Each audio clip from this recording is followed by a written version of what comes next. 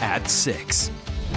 Good evening and thanks for joining us tonight. I'm Erin Sullivan. And I'm Jacqueline Fernandez. Let's get right into our top 6 headlines at 6 o'clock. Breaking tonight, the mother of one of the 2 young girls killed in a Fremont explosion is suing Horizon Biofuels, the company that owns the site. She claims Horizon Biofuels should not have allowed her daughter to even enter the building because of the known dangers of producing wood pellets. She's requesting a jury trial and seeking damages.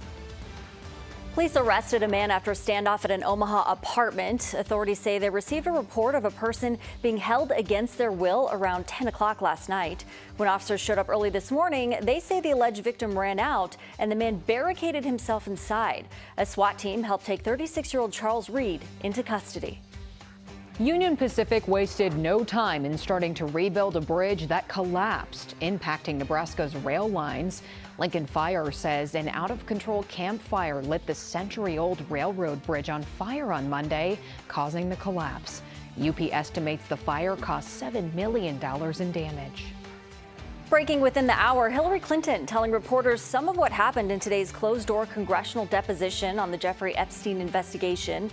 During the roughly 6 hours of testimony, Clinton claims she had no knowledge of Jeffrey Epstein's or Ghislaine Maxwell's crimes prior to their arrests.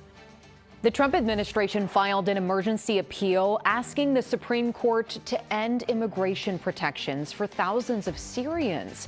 Temporary protected status allows people who arrived from certain countries to live and work legally in the U.S. on a temporary basis.